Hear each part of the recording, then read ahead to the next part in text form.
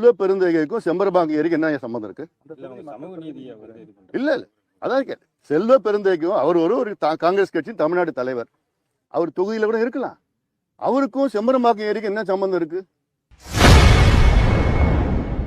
Chembarambakkam ஏரிக்கும் MLA செல்வ பெருந்தகைக்கும் என்ன சம்பந்தம் உள்ளது என பாமக அன்புமணி ராமதாஸ் ஆவேசமாக கேள்வி எழுப்பியுள்ளார். செம்பரம்பாக்கம் ஏரியில முறையான அறிவிப்பு எனக்கு கொடுக்கலன்னு சொல்லிட்டு செல்வ பெருந்தகை அமைச்சர் மேல ஒரு கடுமையான விமர்சனம் வச்சிருந்தாரு. இது எப்படி பாக்குறீங்க? எனக்கு என்னன்னா, அடுத்தது முறை அந்த செம்பரம்பாக்கம் ஏரி திறக்கிறதுக்கு முன்னாடி அமைச்சர் செல்வ பெருந்தகை வீட்டுக்கு போயிட்டு இவர் வெத்தலைப்பாக்கு தாம்பலத்துல வெத்தலைப்பாக்கு பழம் எல்லாம் வச்சு, ஐயா நாங்க செம்பரம்பாக்கம் திறக்க போறோம் ஐயா, உங்களுக்கு நாங்க அறிவிக்கிறோம்னு சொல்லணும்னு நினைக்கிறேன். செல்வ பெருந்தகைக்கும் செம்பரம்பாக்கம் ஏரிக்கு என்ன சம்பந்தம் இருக்கு? இல்ல இல்ல, அதான் கேட்டேன். செல்வ பெருந்தகைக்கும் அவர் ஒரு காங்கிரஸ் கட்சியின் தமிழ்நாடு தலைவர், அவர் தொகுதியில கூட இருக்கலாம். அவருக்கும் செம்பரம்பாக்கம் ஏரிக்கு என்ன சம்பந்தம் இருக்கு? இன்னொன்னு நான் கேட்கிறேன், முதலமைச்சருக்கும் செம்பரம்பாக்கம் என்ன சம்பந்தம் இருக்கு? அமைச்சருக்கும் செம்பரம்பாக்கத்துக்கு என்ன சம்பந்தம் இருக்கு? அதிகாரி, அங்க இருக்கின்ற அதிகாரிக்கு தான் சம்பந்தம் இருக்கு.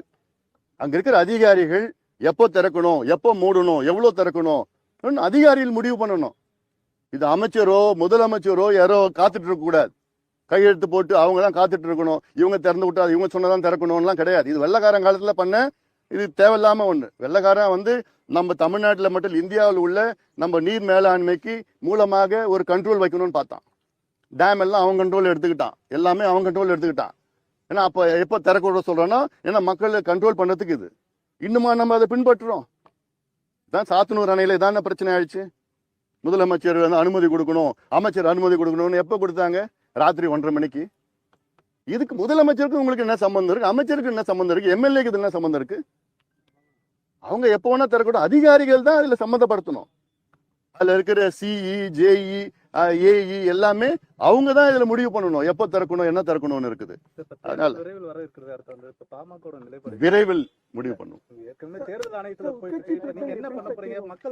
அது அதான் மக்களை சந்திச்சுட்டே இருக்கீங்க, அதன் அடிப்படையில கூட்டணி இருக்குமா எப்படி? எங்களை எங்களுடைய